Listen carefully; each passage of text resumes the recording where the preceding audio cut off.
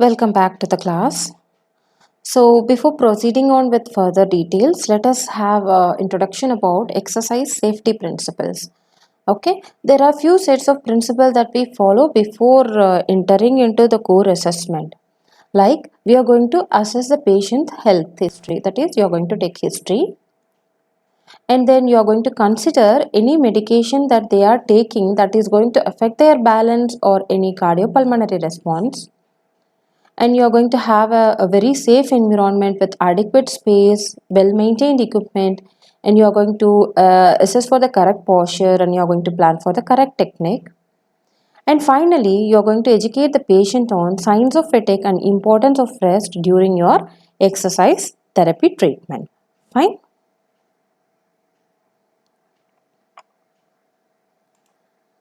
Physiotherapy has a step-by-step plan to guide therapists in helping patients. It's like a roadmap. This patient management model is like a roadmap that shows what to do first, what to check next, and how to decide the best treatment. The goal is always same: help the patient reach the best level of movement and independence they can. Okay, for example, if a patient comes after a knee surgery, you first gather informations or details to check their condition, right? Then you decide what's wrong and what's limiting their movement. You make a treatment plan, start therapy, and keep checking progress until they can walk, climb stairs, and return to their daily life comfortably. Fine. First procedure into that is examination. Examination means you are going to collect the facts. This is a starting point. Examination is a starting point. You gather all the information about the patient through history taking. Like you are going to ask about their problem, past medical issues, lifestyles, and what occupation they are doing, like that. And then you are going to review their system. It's a quick check of major body system. Okay, and finally you are going to do some specific tests and measures. Okay, like measuring the joint movement, muscle strength, balance to find the exact issue. And the next component is evaluation. Evaluation means whatever the facts you have collected, you're going to make sense out of it. Like you look at all the information you have collected, identify the main problem, and think about why they are happening. So again, if you take a patient with a knee pain example, you figure out if it is due to muscle weakness or poor alignment or overuse injury. Fine. And the third component is diagnosis. Diagnosing, you are going to name the problem in physiotherapy term. This need not to be same as a medical doctor's diagnosis. Okay, they classify it based upon some pathological problem. Instead of that, you can just say the knee arthritis. Instead of saying knee osteoarthritis, you can even say decreased quadriceps strength and reduced knee joint mobility. You can say that you can diagnose like a decreased quadriceps strength and reduced knee joint mobility. And after the diagnosis, you are going to predict the recovery and you are going to make the plan. Fine. You set a realistic goals for the patient and decide the best approach. For example, you should decide a realistic goal like in 6 weeks. The patient should be able to walk 500 meters without any pain. That is the realistic goal for knee osteoarthritis case. So you have to set a realistic goal. And then next one is intervention component. This is where actually you do the physiotherapy. This is where you are going to work to the most to your core. Fine. So this intervention may be exercise, manual therapy, patient education. You are going to use equipments or any modalities. This we will discuss in detail. And finally, you are going to measure the outcome. Measure the outcome in the sense, has the pain reduced? Can the patient do daily activities better? Are they satisfied with your care? All these details you are going to measure the outcome, and based on that you are going to re-examine. Clear? Coming on to the intervention types, in physiotherapy we have procedural interventions. Procedural interventions are hands-on treatments or physical activities that the physiotherapist directly carries out with the patient. Okay, it may be strengthening, using resistance band for quadricep strengthening after knee surgery. Because of this strengthening, you are going to make strong muscles and you are going to protect the joints, improve the function and reduce the chance of re-injury. Or it may be stretching. Okay, it may be strengthening, what we have discussed, or it may be stretching. Stretching in the sense movements, you are going to give movements to lengthen the muscle and improve the flexibility. For example, hamstring stretching for a person with lower back pain. By that, you are going to prevent the stiffness, improve the joint range, and support the better posture. And then after this, you have functional training. Okay, functional training means example I can give like teaching a stroke patient to stand up from a chair safely. Because of this therapy, it is very useful. Functional training is very useful if the patient can apply it to real world task. That is the functional training. Mainly you have to make the patient what he was doing prior to the damage that has occurred. Or you can do with posture training. Okay, posture training, like ergonomic sitting position for an office worker with neck pain. By that, you are going to reduce the strain on the muscles and joints, prevent the chronic pain. Or under the procedural intervention, you can also give balance training. Balance training means the exercises to improve the stability and also prevent fall, especially in the elderly patients. Okay, is very crucial for fall prevention, especially in older adults, or even can take us after injury, after any injury, fall prevention. Okay, our next intervention type is patient related instructions. Patient related instruction means this is where therapist teaches and guides the patient so they understand and can participate in their recovery. So what you are going to do here is you are going to explain. You are going to explain the relevance of exercises. Patients usually recover fast when they know why they are doing exercises. For example, this ankle exercise will help you walk without limping. If you say this statement, then they will definitely more intended to do what kind of exercises you are prescribing. They are ready to follow your exercise prescription. And next, you are going to teach correct performance.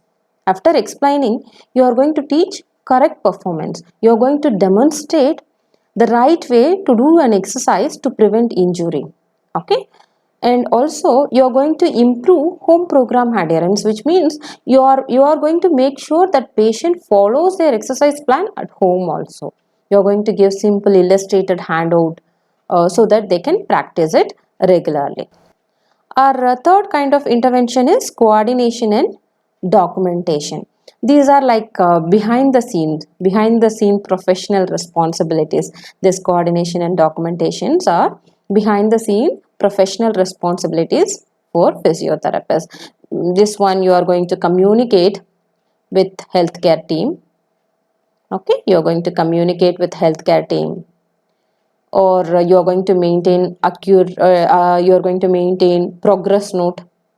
Okay, you are going to maintain accurate progress note.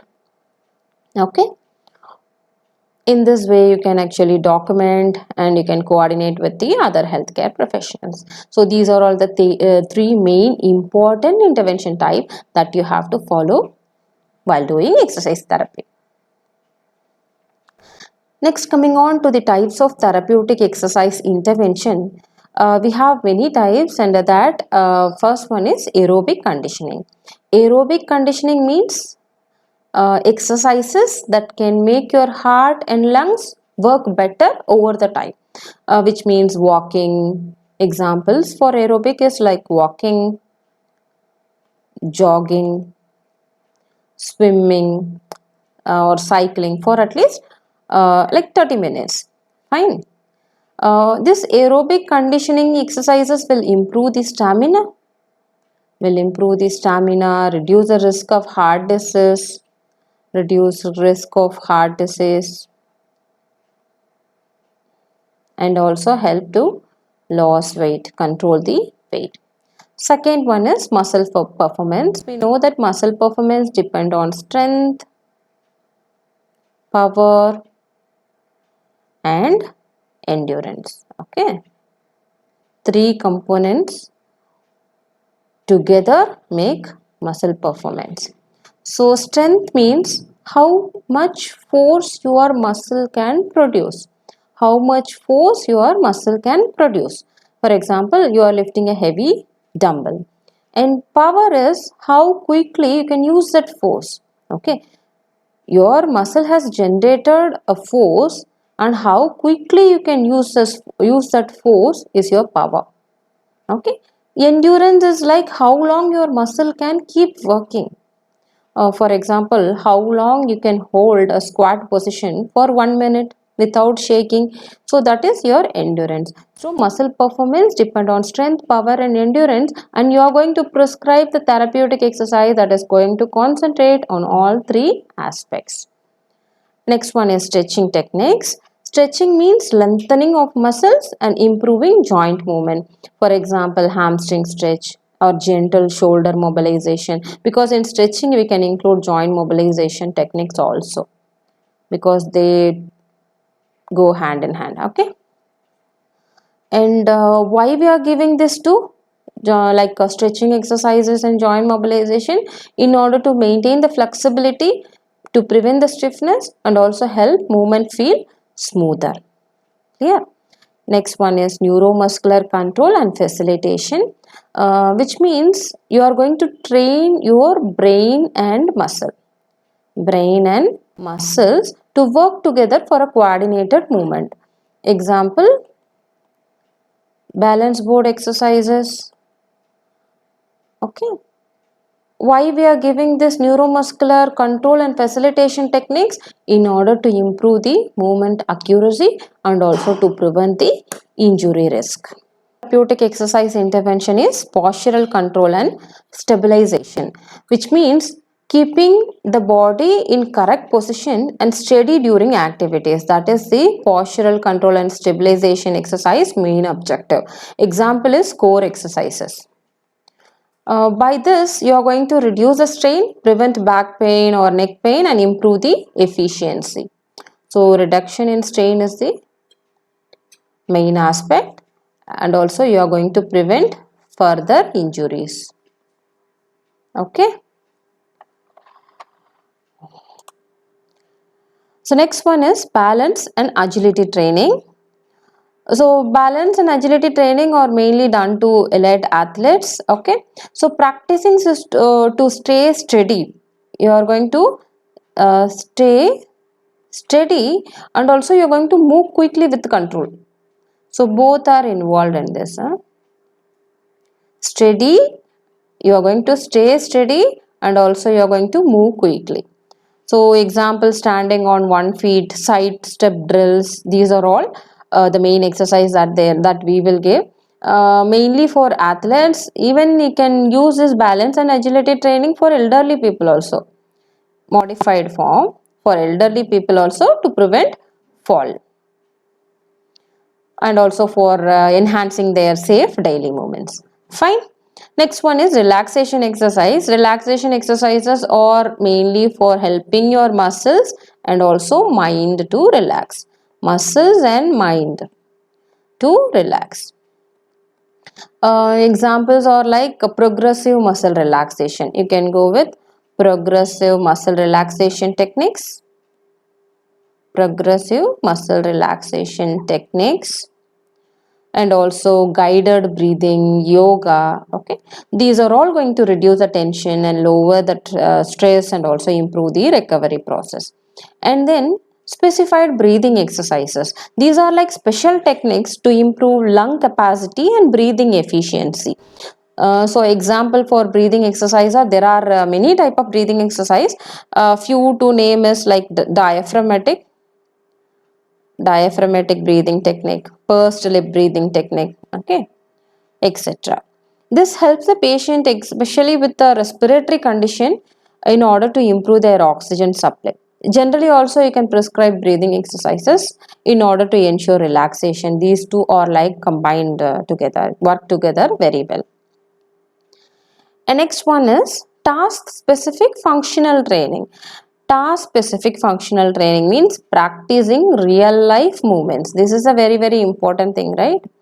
Because we are doing rehabilitation, which means you have to concentrate on task specific functional training, which means real life movements for daily life or work. Example like sit to stand practice for elderly patient.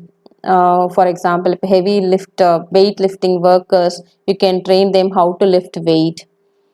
Okay, by this you are going to directly improve their ability to do everyday activities safely and also independently. Safely and independently. That is the ultimate goal of physiotherapist, right? You have to make the patients to do whatever they are doing safely and independently.